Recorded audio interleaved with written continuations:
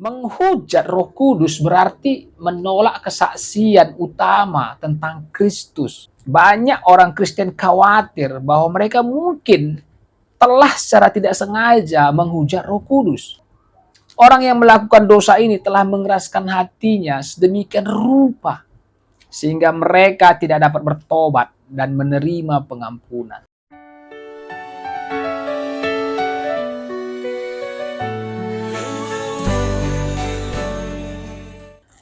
Salam saudara-saudari, kembali lagi bersama dengan saya Daniel Pranginangin. Hari ini saya ingin menyampaikan pelajaran atau pesan yang saya beri judul dosa yang tidak diampuni. Wow, ini luar biasa ini. Menurut Alkitab, dosa yang tidak diampuni adalah penghujatan terhadap Roh Kudus. Dalam Matius 12 ayat 31 sampai 32, sebab itu aku berkata kepadamu, segala dosa dan hujat manusia akan diampuni, tetapi hujat terhadap Roh Kudus tidak akan diampuni. Apabila seseorang mengucapkan sesuatu menentang anak manusia, ia akan diampuni. Tetapi jika ia menentang Roh Kudus, ia tidak akan diampuni, baik di dunia ini maupun di dunia yang akan datang. Dan juga Markus 3 ayat 28 sampai 30 berkata, aku berkata kepadamu, sesungguhnya semua dosa dan hujat anak-anak manusia akan diampuni. Ya, semua dosa yang mereka ucapkan. Tetapi siapa yang menghujat Roh Kudus, ia tidak akan mendapat ampun untuk selama-lamanya, melainkan bersalah karena dosa abadi. Ia berkata demikian karena mereka mengatakan ia kerasukan roh jahat. Dan juga dalam Lukas 12 ayat 10 dikatakan, setiap orang yang mengatakan sesuatu menentang anak manusia, dia akan diampuni. Tetapi barang siapa menghujat Roh Kudus, ia tidak akan diampuni. Saudara-saudari, penghujatan terhadap Roh Kudus bukanlah suatu tindakan yang tidak disengaja atau perkataan yang diucapkan dalam kemarahan. Ini adalah penolakan yang terus-menerus dan sadar terhadap pekerjaan Roh Kudus dan kesaksiannya tentang Yesus Kristus. Ini adalah penolakan yang disengaja terus-menerus terhadap kebenaran yang menyebabkan hati seseorang menjadi keras dan tidak mampu menerima pengampunan. Dan bukan hanya satu perkataan. Penghujatan terhadap Roh Kudus bukanlah sekedar mengucapkan kata-kata tertentu, tetapi lebih merupakan sikap hati yang menolak Roh Kudus. Orang yang melakukan dosa ini telah mengeraskan hatinya sedemikian rupa sehingga mereka tidak dapat bertobat dan menerima pengampunan. Orang yang menghujat Roh Kudus telah mencapai titik di mana mereka tidak lagi mampu untuk bertobat dan berbalik kepada Tuhan. Dan saudara-saudari, penting untuk dicatat, banyak orang Kristen khawatir bahwa mereka mungkin telah secara tidak sengaja menghujat Roh Kudus. Jika seseorang khawatir tentang hal ini, itu sendiri merupakan indikasi bahwa mereka belum melakukan dosa itu. Orang yang benar-benar menghujat Roh Kudus tidak akan peduli atau tidak akan menyesalinya. Jadi, daripada khawatir tentang dosa yang tidak dapat diampuni, di sini saya mendorong orang untuk fokus pada menerima anugerah Tuhan atau kasih karunia Tuhan dan pengampunan yang ditawarkan melalui Yesus Kristus. Penghujatan terhadap Roh Kudus adalah dosa yang tidak diampuni, yang merupakan penolakan yang terus-menerus dan sadar terhadap pekerjaan Roh Kudus dan kesaksiannya tentang Yesus Kristus. Ini adalah masalah hati yang keras dan kehilangan kemampuan untuk bertobat. Makanya penting untuk fokus pada penerimaan anugerah atau kasih karunia dan pengampunan yang ditawarkan melalui Yesus Kristus, daripada terus-menerus khawatir tentang dosa yang tidak dapat diampuni. Alasan mengapa menghujat Roh Kudus dianggap sebagai dosa yang tidak dapat diampuni adalah sangat kompleks dan sangat mendalam, saudara-saudari. Yang pertama adalah Roh Kudus itu adalah agen pertobatan. Roh Kudus adalah pribadi Allah yang secara khusus bekerja untuk meyakinkan manusia tentang dosa, menuntun mereka kepada kebenaran, dan membuka hati mereka untuk menerima Yesus Kristus sebagai Tuhan dan Juru Selamat.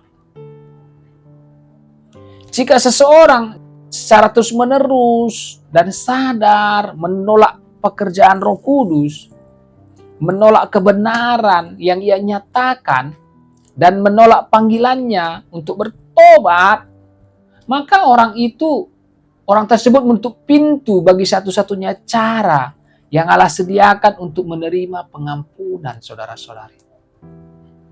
Yang kedua adalah Roh Kudus adalah pribadi yang memberikan kesaksian tentang Yesus Kristus.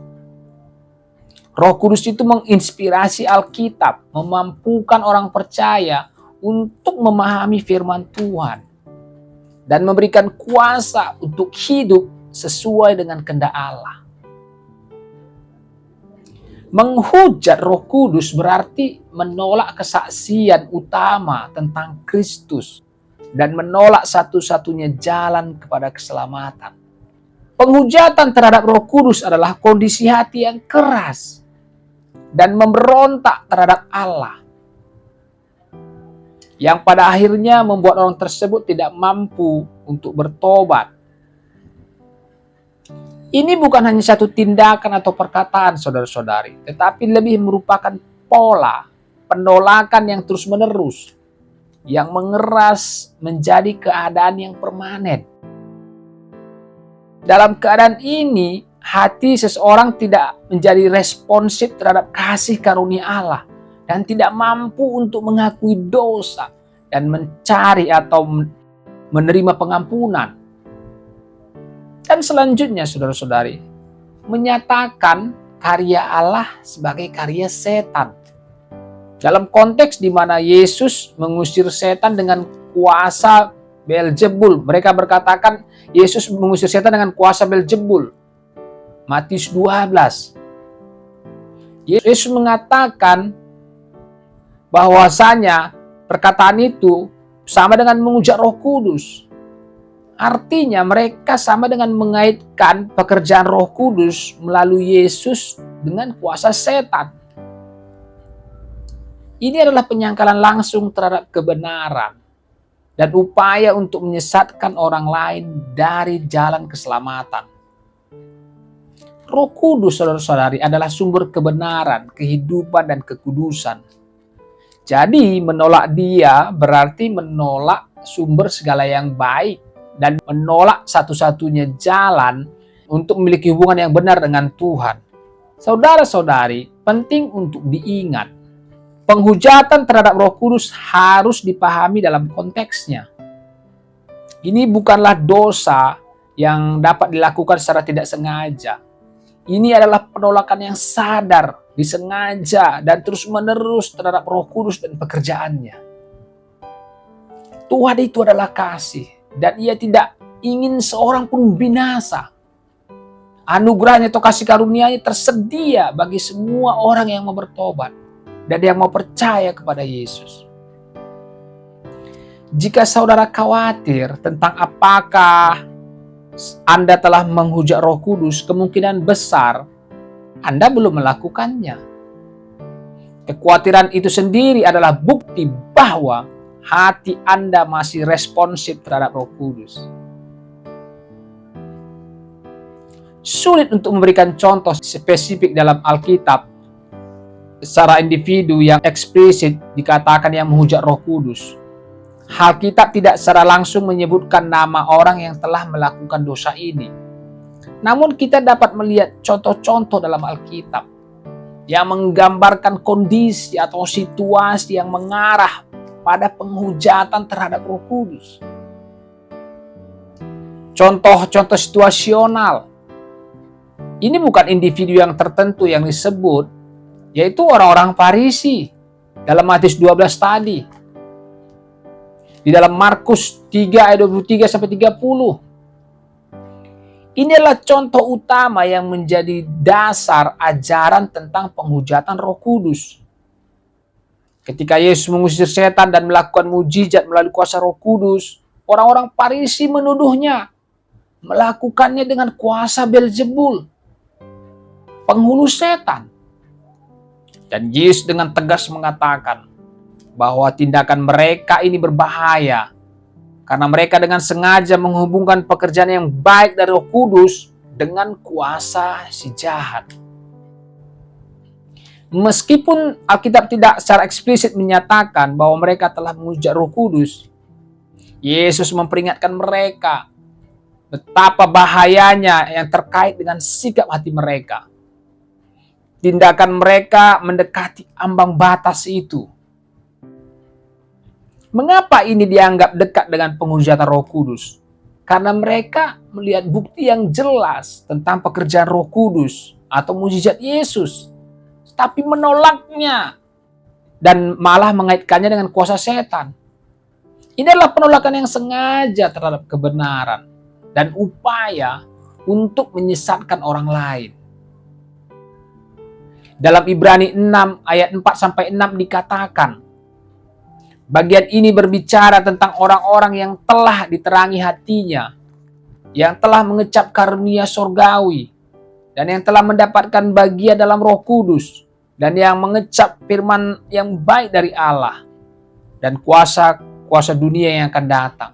Namun yang murtad lagi.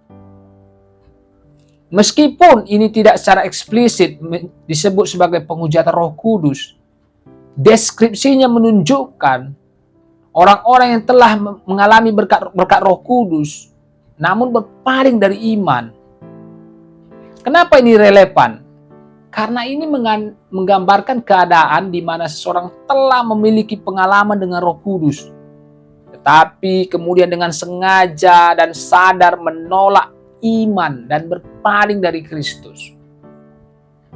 Kondisi ini jika terus berlanjut tanpa pertobatan akan mengarah kepada kekerasan hati yang tidak dapat diubah. Ibrani 10 ayat 26 sampai 31. Bagian ini berbicara tentang dosa yang disengaja setelah menerima pengetahuan tentang kebenaran. Dikatakan bahwa tidak ada lagi korban untuk menghapus dosa itu. Tapi yang ada ialah penghukuman yang mengerikan dan api yang dahsyat. Mengapa ini relevan? Karena ini menggambarkan penolakan yang disengaja dan terus-menerus terhadap kebenaran setelah seseorang mengetahuinya.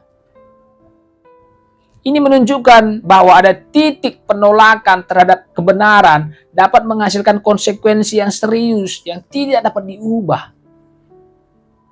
Kalau saya ditanya, apakah sudah pernah bertemu dengan orang yang menghujat Roh Kudus? Saya katakan, saya belum pernah ketemu dengan orang yang murtad.